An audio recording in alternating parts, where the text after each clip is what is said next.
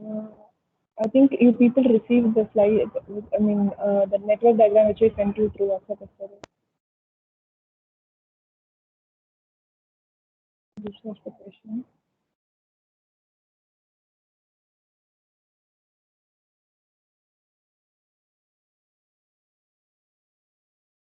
So this was the question.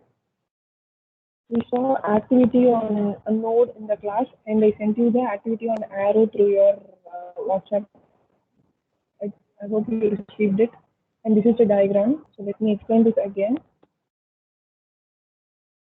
Do you all check it, or you're just seeing now?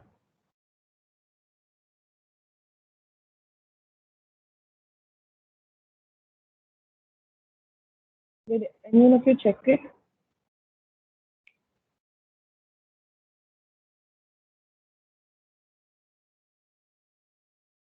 I want any reply. Yes, no.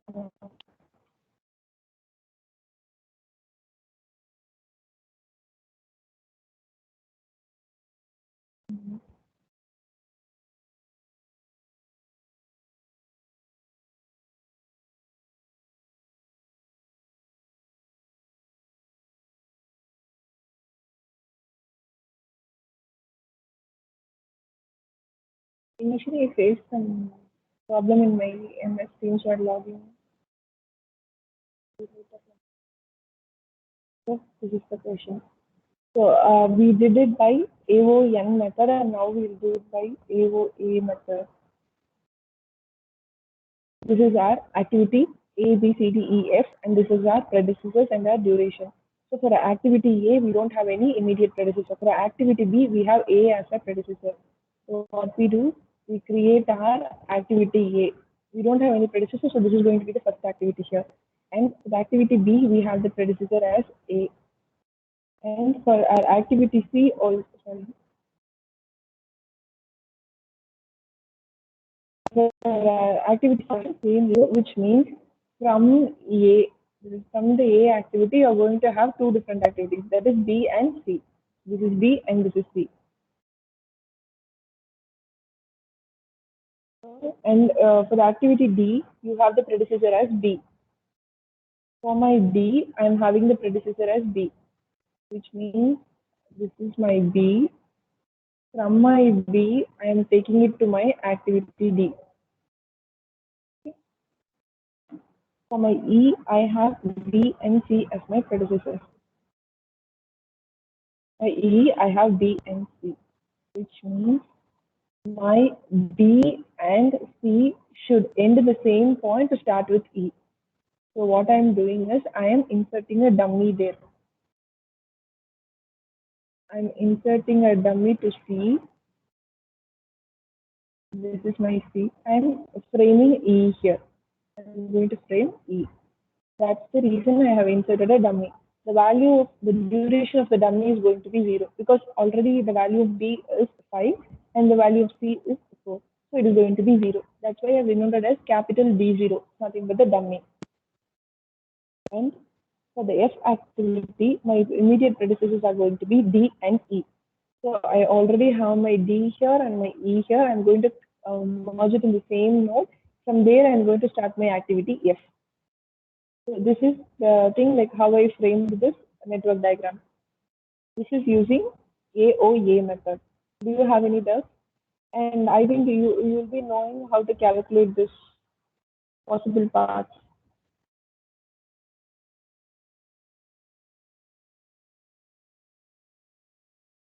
Okay. So the possible paths you'll be knowing how to calculate it. So three different possible paths. First one,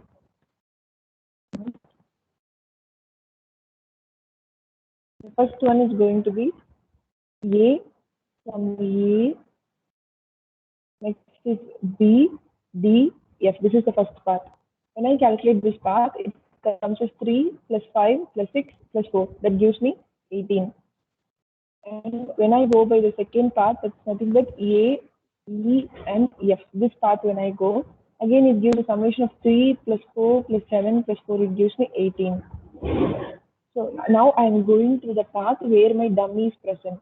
For that path, I'm going by A to B. I'm going from A to B to D naught. That is my dummy. Through my D naught. Again, I'm reaching E and going to my F. This way, if I go, I'll be having 3 plus 5. Here, I'll be having another term called plus 0. 3 plus 5 plus 0 plus 7 plus 4. That will give me 19. So when I compare all these things, which is the maximum duration, that is the path which is following using your dummy. Path which is following my dummy is the critical path because the my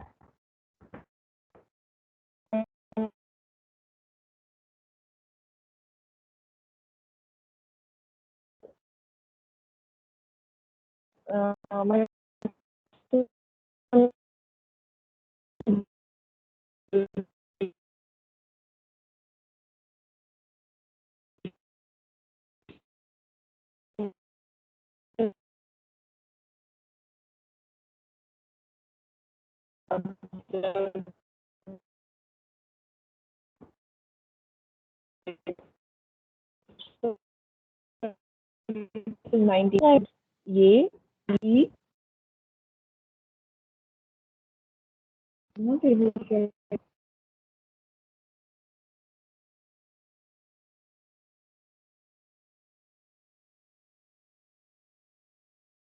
Your voice is breaking. baking. One second.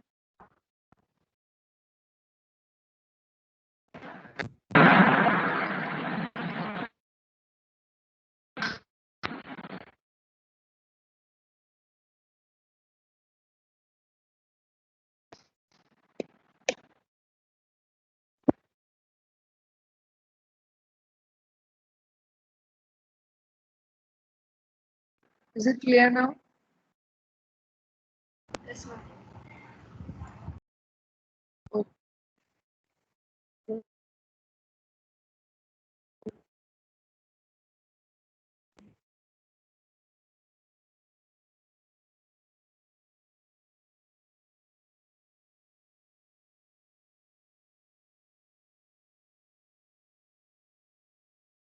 This is the second summation.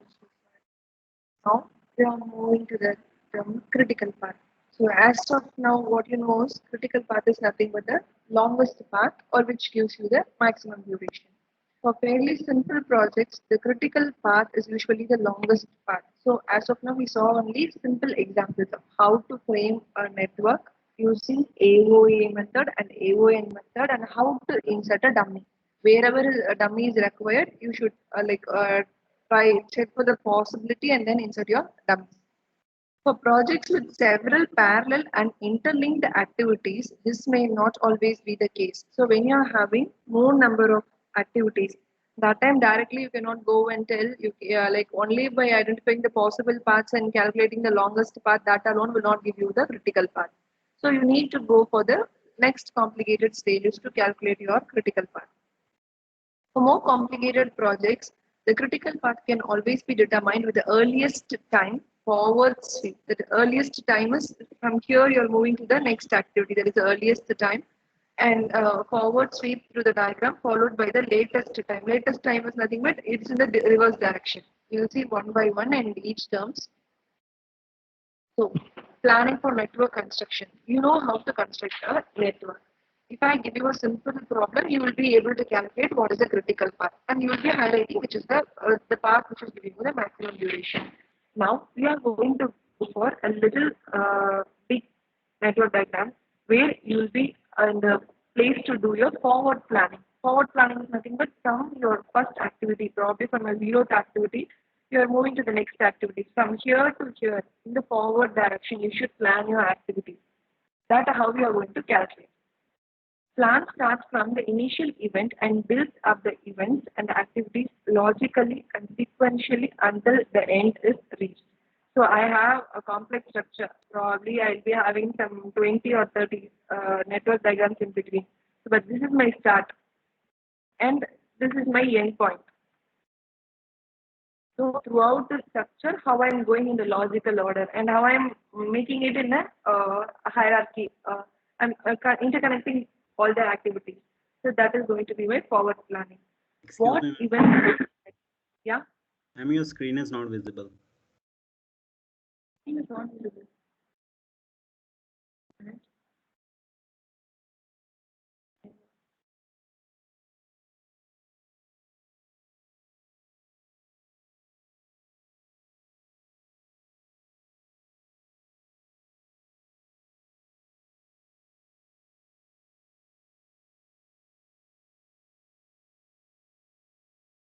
Is it visible now?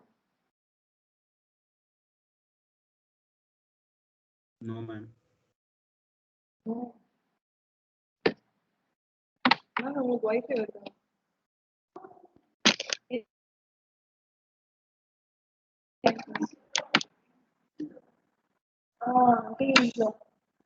Now it is visible. Now it's visible. Okay.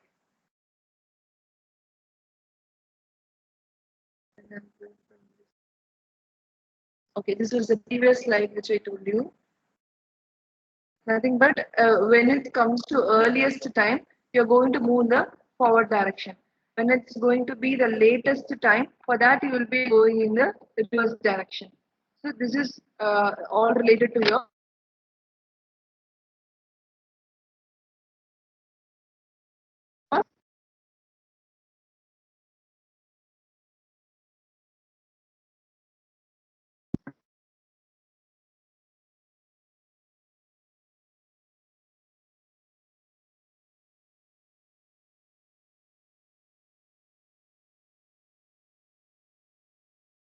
moving towards my end with all my interconnected activities will be present. So from my start till my end I'm going, that's going to be my forward planning.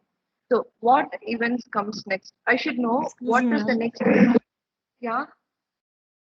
Ma'am, your screen is not visible. Is it not visible to all? No, It's ma'am. because of the network. Even your voice broke a lot. Yes, ma'am. Last sentence. Actually, I'm connected through LAN, not even through Wi-Fi. Just a second.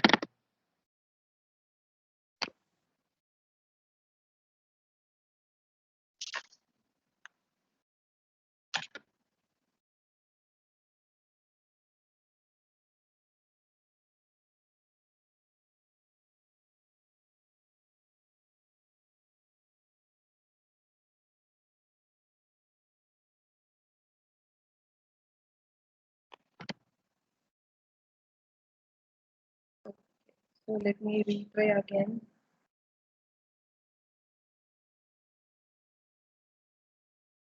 Is it visible now? Is my screen visible? Yes, ma'am. Okay. Are all of you able to see my screen? Yes, ma'am. Okay. I think my network is little slow today. So from my start till my end, how I am going to arrange my all activities, how I am going to sequence it. So this is going to be my forward planning. And I should know what event comes after the first event. So like once I know the hierarchy only, I'll be able to connect it. And the next is what are the dependent events. So one activity will be definitely depending upon the other. So that I should know, which is the dependent events. And what events can take place concurrently. Think simultaneously we'll be having two or three activities taking place after the completion of the previous activity. It will be like this, no? Like when you have one completion here, you'll be having two or three. So it's like events which are taking concurrently. And this is one formula. It's nothing but early start of the next activity. J is nothing but your second activity. So let me take this as my I and let me take this as my J. Yeah, okay. So early start of my jth activity, this activity's early start is equal to maximum of early start of the previous activity plus the duration. So this is one formula. And next is backward planning. It will this though these formulas are a little confusing. Once you have started working the problem, it will be you'll find it easier. So backward planning. Plan starts with the end event. So you know what is forward planning. We start here. You'll be having networks like this. I think this is a simple example. So if I go in this direction, it is going to be my forward planning. if I am in the reverse direction, I am at this point. I am right now on my end point. From here, I am going to calculate in the reverse direction. So that's going to be my backward planning. So I'll be calculating in this direction. From this node, I have two possible deviations, two possible route. So that too, for the both the things, I'll be calculating what is my latest completion time. Plan starts with the end event and arranges the events and activities until the initial event is reached. Keeping the goal in view, the planner asks himself if we want to achieve this, what events or activities should take place. So if I want to calculate the latest completion time at this location, I have two possible paths. So which should I follow? For following that, as I'm having two routes here, I should choose the minimum for this is the jth activity. For this, I should choose the minimum of latest completion minus the duration. The minimum of these two I should consider. That's going to be my backward planning. Next is for the forward pass, we have some formulas, some terms. Then is for the backward. Okay. For the forward pass, we have two different terms. That is our earliest start time and our earliest finish time. That you can either call it as ES or EST. You can either call this earliest finish time as EF or EFT. The earliest time of an activity can start. So whenever you're starting the activity, that is going to be the early start time. When you are completing one activity, so this is your early two activities. We name it as 1 and 2. When you are here, this is going to be my early start.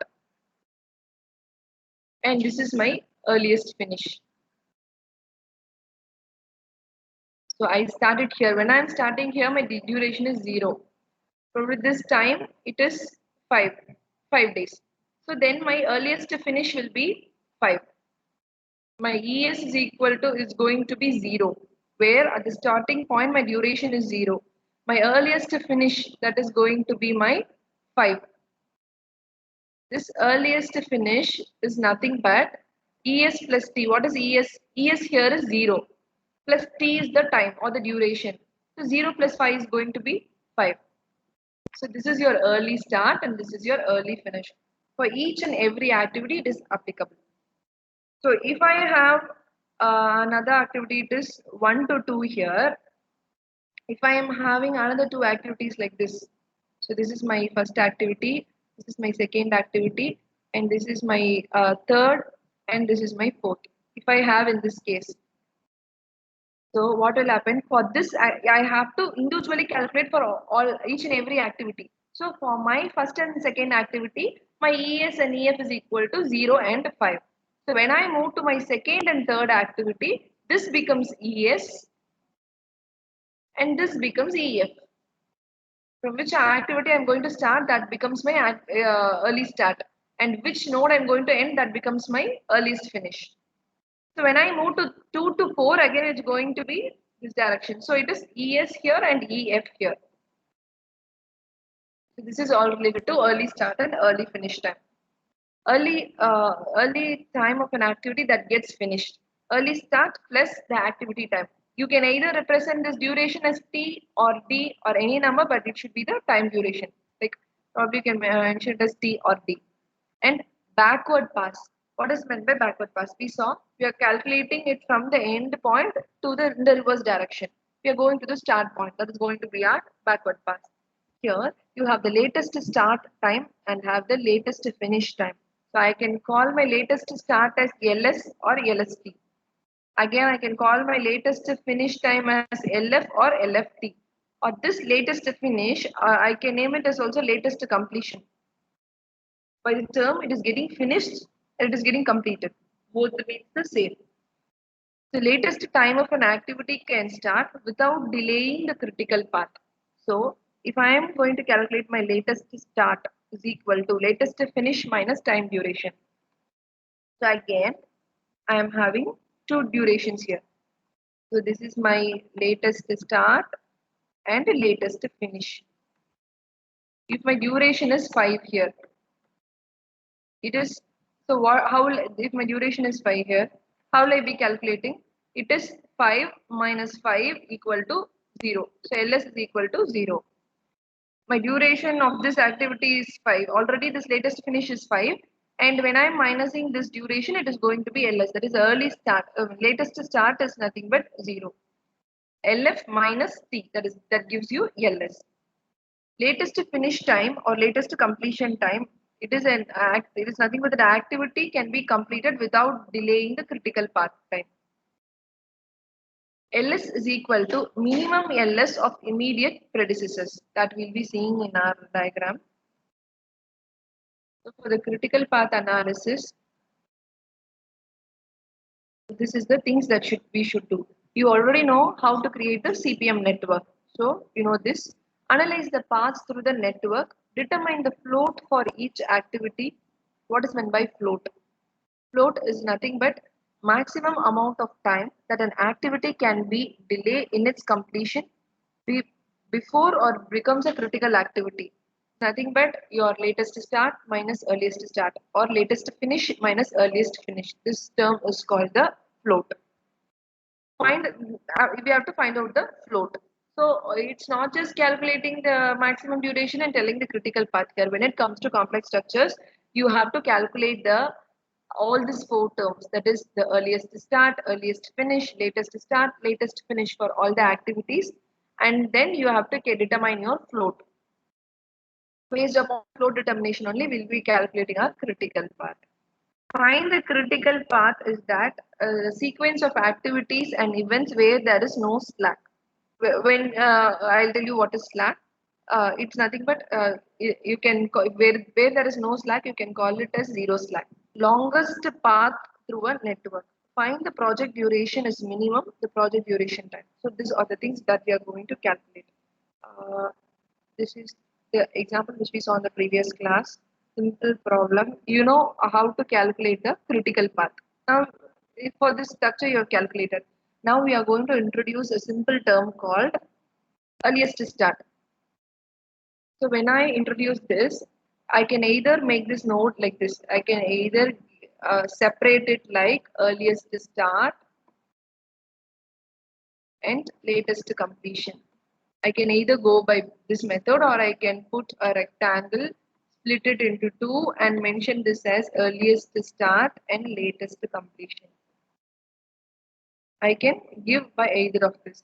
So when I am here, it is 0. You can see here I haven't mentioned any values. It is only 4 here, 3 here. Now I am mentioning this. So when I start here, this is my earliest start. When I'm starting, my duration is going to be 0. So I'm putting it as 0. When I am completing my 8th activity, my duration is 4, which means my work has been done for 4 days. So I'm adding it as 4 here. Okay, now when I'm coming here to my next activity, what is my next activity? It's nothing but C. From A, I'm going to C. When I go there, what I should do is this earliest start. This value plus this duration will give me this value. Do you agree? That is what we did in the critical path calculation, right? We just added this 4 plus this 3. That's the same you're going to represent it here.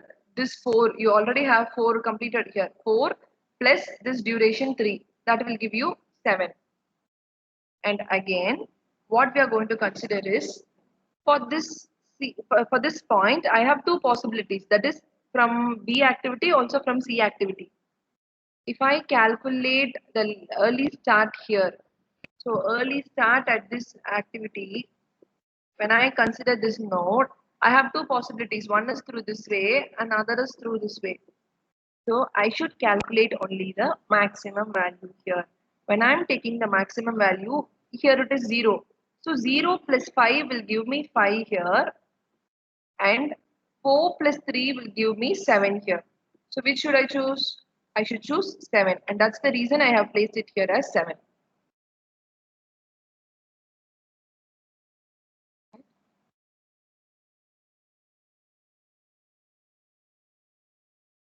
So the forward, I told you that it is the ES of the next activity is equal to maximum of early start of the early start plus the duration. Maximum of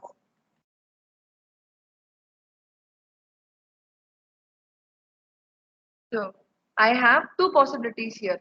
So this is my early start of my jth activity. For this, I am going to consider my maximum of my previous activities. So maximum of which is my one is 5 and next is 7. So I'm going to consider my this activity. So it is 7. Okay. So next what I'm going to do is I'm going to move to the next arrow, the next activity. Here it is 7 plus 2. That gives me 9. So early start of this is this location is going to be the early start of the previous location plus this duration. That will give me 9. For this particular node, I have another activity which is coming and ending, that is D activity. So when I calculate my D activity for for this node, okay, so I have two meet points. One is my D and one is my E. So for this point, what I do is I have 4 here. That is the early start of the ith activity. It is 4 plus 3.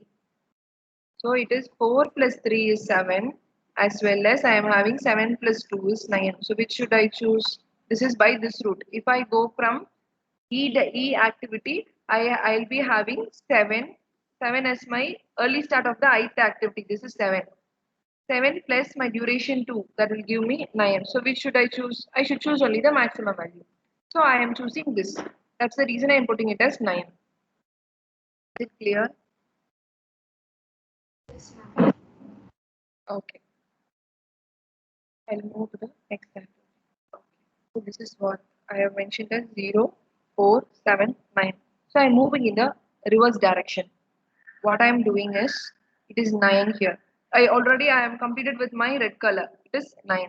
So I am going in the reverse direction. When I go in the reverse direction, which means I'm going in the backward direction, backward plan. From 9, I'm moving here. So when I'm going, what should I do? It is 9. 9 minus 2 is 7. Okay. So I'm going by this. If I go in this direction, it is 7 here. So from here, I have two possible paths. Which should I choose? Oh, sorry. For this node itself, I have two projections. Either I can go in this way or I can go in this way. So if I go in this way, it will be 9 minus 2 is equal to 7. If I go in this way, it is going to be 9 minus 3. That is 6. I go by this way. It is 9 minus 2 is 7. I already have my early start here as 7. So from this 7, again I have two different possible paths. If I go by this way, this 7 minus this duration, I already told that latest start is equal to, it's nothing but your latest finish. It's nothing but latest completion time is equal to minimum of latest completion minus your time duration.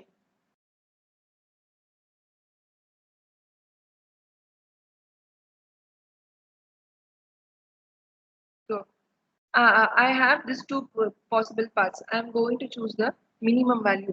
So if I go by this method, it will be 7 minus 3 is 4.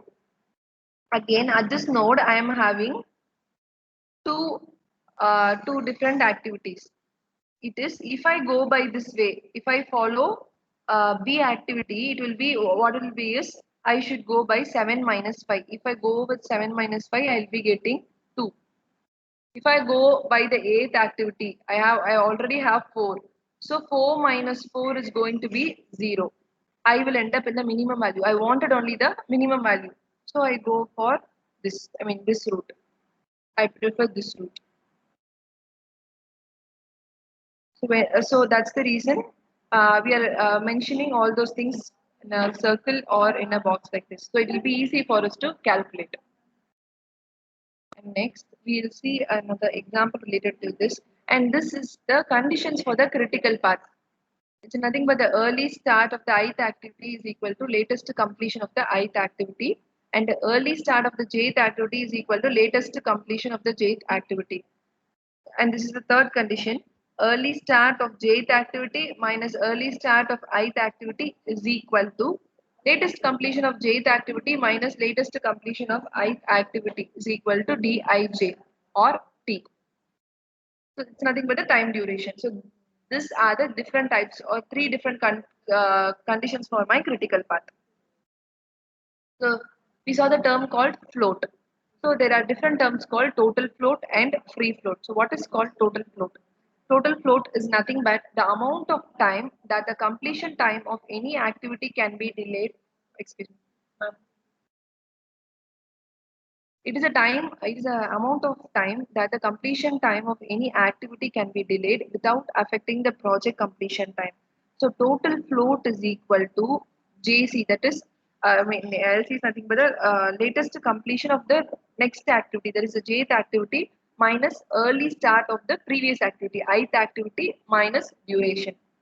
It may be really confusing telling that my ith activity, jth activity, latest completion, earliest start. So when we are into the problem, you can list out all the your formulas nearby so that you can be easily relating to them. And next is free float. Free float is the amount of time that an activity completion time can be delayed without affecting the earliest start of the immediate successor activities in a network diagram. The free float of ij is equal to early start of your succeeding activity minus the early start of the preceding activity minus dij, that is the duration. So we will start with a new problem. I think that this is your first question. We'll draw the network diagram alone now. So you can take a screenshot of this diagram of this question. You can start creating your network diagram. You can see these activities are not named as ABCD. So if it is an ABCD, it will be a little confusing for you. Rather, if it is in this mode, it will be easier for you. So I have 0 to 1, 1 to 2, 1 to 3, 2 to 4, 2 to 5, 3 to 4, 3 to 6, 4 to 7, 5 to 7, 6 to 7. So now can I easily tell that which is going to be my first activity, where my activity is going to start?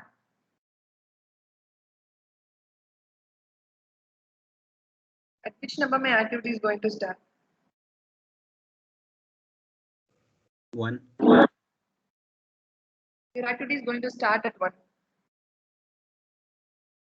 I have a number called 0, which means I'm going to start from 0.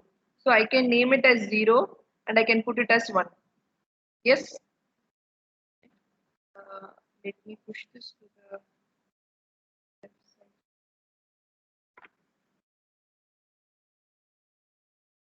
So I have 0 to 1. So I am drawing a diagram. This is 0, this is 1. Okay? Am I right? My next activity is 1 to 2.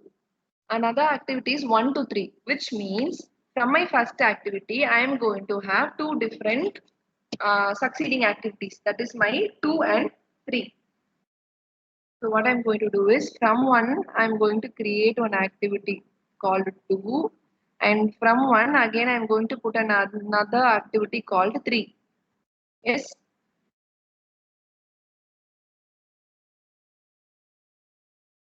Is it clear?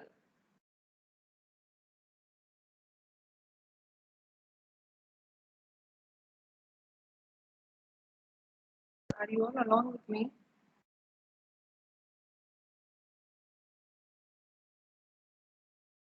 Are you all along with me? Yes, ma'am. Okay. So is the screen visible now? It is. Yeah, from my first activity, I'm taking it to 1, 2 and 1, 3. So this is done, and this is done. So I'm going to 2 to 4.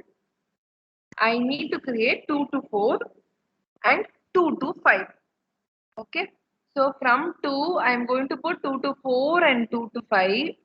Also, check for the next activity. I have 3 to 4, which means Will it be better if I place my fourth activity somewhere between 3 and 4? I mean 2 and 3, so that it will be easy for me to connect it.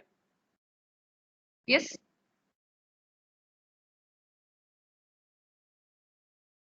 Do you understand what what I'm telling? See, I have my second to fourth activity as well as third to fourth activity, which means at the same fourth activity, both my second arrow and my third activity are going to end. So what I'm going to do is I am going to place my fourth activity in between my third and fourth activity. I mean second and third activity. So I am going to connect it like this.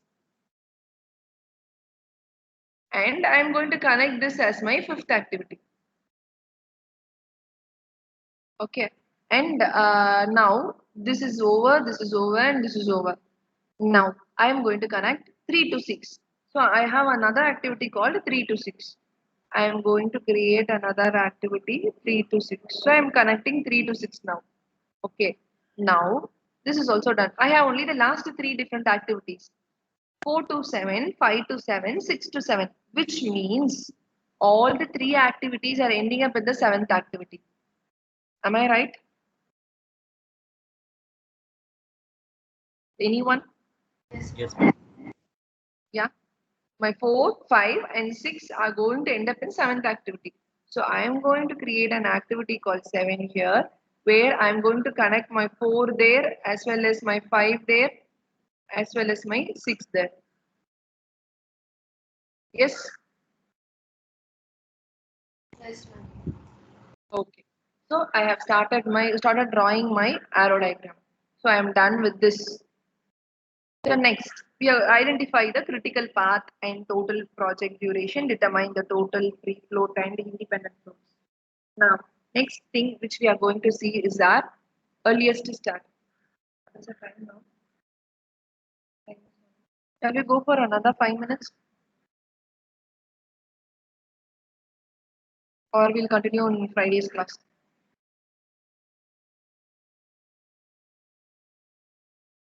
Yes. It is all upon what you tell.